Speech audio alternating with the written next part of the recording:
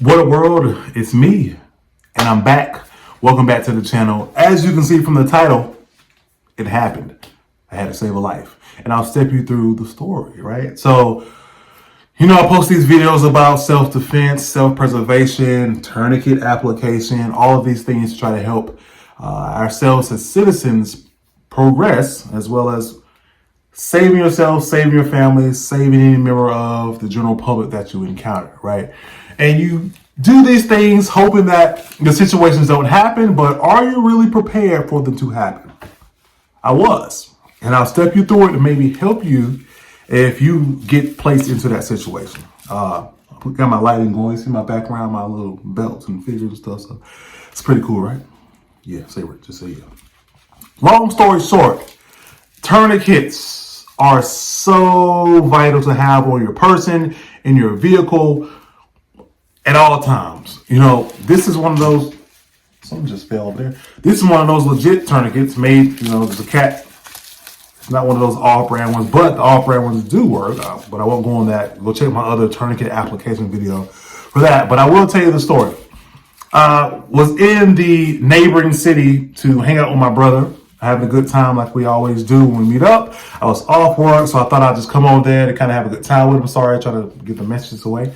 And I wasn't in his house longer than 15 minutes. He lives in a decent neighborhood too. This is an interesting point as well. He lives in a decent neighborhood. I'm there about 10 minutes. And we hear, bow, bow. Clear as day, gunshots. We're like, man, this is gunshots. We go on the front stoop of his house and we see some, looks like teenagers coming from the back of a house. And we're like, wow, this is something. This is pretty interesting. Seems like something must have happened if these kids are running, right? So him, my brother, that you've seen in my other videos, walks out of his house down the street to the stop sign, trying to be an investigator. I don't know why he would do that. And I'm like, okay, we just heard gunshots. Why are you leaving the house to go figure out what's going on, right? So he goes down the street, probably a 70-yard walk to a stop sign, turns right, goes up the road, which leads to the clubhouse, because that's where we heard the sounds. And I'm like, I'm going to go figure out what's going on as well. Well, not really figure out, but I want to go and get in my truck so I'm able to pick him up and bring him back home in case something crazy is going on. I don't want him walking back or running back home, or if, I need to get him somewhere safe. I need the truck so we can get away. We just heard shots. No telling what's going on around that corner, right? So I get in my truck, start that thing up, drive down the street. I get out to the stop sign and I see him running down that side street that he ran down or walked down. He comes to my passenger window, says, hey, I got one down with a gunshot wound at the clubhouse. I'm like, what? Are you serious? He said, yes. He said, come on, that way. He takes off and I'm in my truck going. I'm driving and I turn into the clubhouse and there's a white work van sitting there with the side windows shot out. I'm like, ooh, okay. I pull into the park spot, 2 spots over to it to the right. And I look up and looks like a teenager on the ground, blood all around him. I'm like, oh my goodness, this is the guy who's been shot. There's a couple people standing around him. There's one on the phone. I'm assuming they're talking to 911. And I yell out, hey, does anybody have a tourniquet? A woman on scene said, yeah, we got a tourniquet on it right now. We got it wrapped up. And I'm looking, and it's just like a sweater wrapped around his leg. So I'm telling myself, this is the training part that comes to me that, okay, am I going to act? Am I going to be able to realize what I need to do? Right? So I said, myself said, that's not going to work if this guy's been shot in the leg, because it obviously looked like his leg. So I jogged just a few feet away from my truck, jogged back to my truck, went in my center console, and this obviously isn't the one, but grabbed my tourniquet, which I had it right there in reach. Grabbed it, ran to him. Mind you, my brothers helped facilitate the scene, so shout out to him. In these moments, everything goes really, really, really fast, right? But you have enough time in your mind because it kind of slows down and you're able to think. At least I hope many people are able to think, but I was able to think in the moment and say that I need to go put this tourniquet on him, help whoever's on the phone with 911 to kind of help describe what's going on, help instruct my brother since I know him. I know his type of training. I know what he can do. So I trust him on the scene as well. So all this is going through my mind as I'm jogging up with my tourniquet. So my brother's there as well. We heard the shots, probably 3 minutes before that, 2-3 minutes. So we don't know where the shooter is. But like I said, I trust my brother. I know he's on scene. And I know that if he's here, he's looking around as well. Make sure there's no threats. Make sure nobody's going to run up on us while we're trying to tend to this guy on the ground.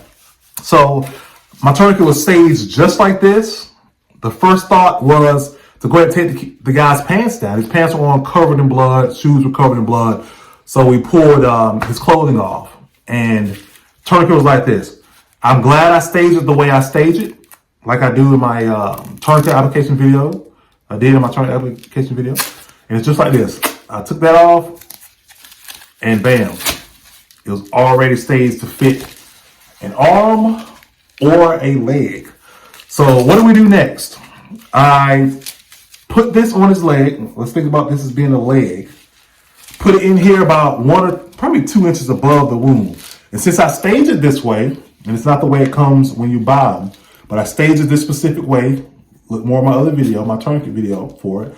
So I can put it on his leg, yanked it, and applied it. Obviously, I put it a lot tighter, and I was able to use this windage to tighten it up.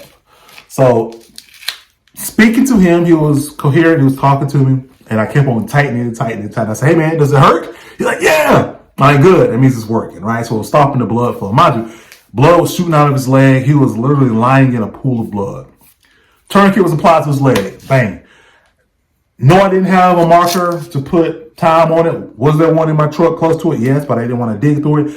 Did I have gloves and a med kit? Yes, but I didn't want to dig for it. People would comment on my social media saying, "Oh, you might want to put gloves on next time." But in the moment, you're thinking, you're weighing the pros and cons.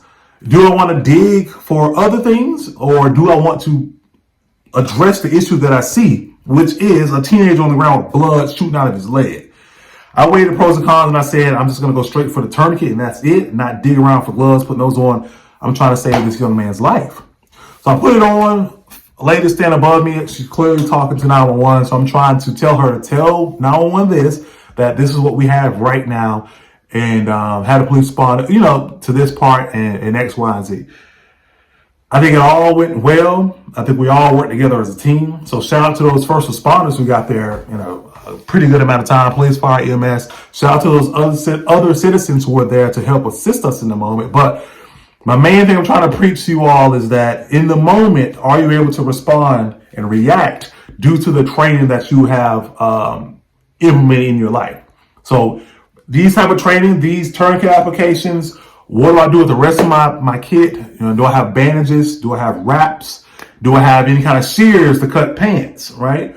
Do I have any kind of chest seals or quick clot, just in case you may need to use them for that moment? From watching his wound, and at that moment, I realized that a tourniquet was adequate for what I needed at the time, but I was quickly able to have the ability to go to my truck to get more materials or more things if I needed. And when the dust was settling, as we're sitting there waiting, holding his hand, saying, "Hang in there, brother, it's going to be all right," all that jazz, I realized that no one else was running to try to find any other kind of medical equipment. So just like people say, when seconds matter, the police or other first responders are minutes away. Like, you are your own first aid. You are your own safety. No one else tried to grab anything to help him. So I was there with my items and thinking in my mind, going through the questions in my mind, going through what I have in the truck just in case I needed more. No one else did that. So I implore you all to be that guy, that gal, to have a tourniquet ready, have a first aid kit, train on those things. You can look up YouTube videos of how to apply a chest seal, what to do with a Band-Aid, a bandage, how to apply a tourniquet, and you practice it. Practice. And it'll make perfect, just in case you may need to use it in a real life scenario. So I won't post a news story here, but just know that it's he's gonna make it. There's a really good I want to say sequence of events after the shooting or post-shooting by way of everybody involved to ensure that this individual got the medical treatment he needed and it was adequate. Now, the EMS guy or fire guy did come, "Hey, does anyone know what time the tourniquet was applied?" And I never thought people had. Like, the city is big enough where it happened that the hospital is so close. So in theory, like I mentioned in my other video, the time won't really matter because we're so close. It's not like the person's gonna lose that much blood. And depending upon how quick the tourniquet applied and how much blood was already lost. So like I said, I was there within minutes, so it's gonna be pretty good. So it made me think, it made me readjust my system and keep some gloves right beside this tourniquet as well as a marker, just in case this were to happen again. If I wanted to take the extra 20 seconds to put gloves on, yes. Put the marker in my mouth, yes, and do that. I also wanted to kind of adjust my first aid kit. So I had the tourniquet right there in my center console, but the first aid kit in a book bag in the floorboard of the back seat. So yes, I knew exactly where it was to get to it, but I had bought these seat panels, which you'll see in a video as well, that I'll have a first aid kit right there with the Red Cross Velcro patch on it. So if anyone else needs to go to my truck to grab X, Y, or Z, they know exactly where to go. So it'll make it a little bit easier for other people to assist if need be. So those are a few things I just wanted to mention to you, that these things may happen right in front of you. Are you prepared to respond? Are you willing to respond? And if you are, let's make it happen. Let's do the best we can as citizens to help other citizens. And I think I was blessed to be there to save or help save the kid's life. It's just right place at the right time. You never know. The mother came. She was very grateful, very helpful for her baby laying on the ground. Like I said, he will make a full recovery. But that's my story.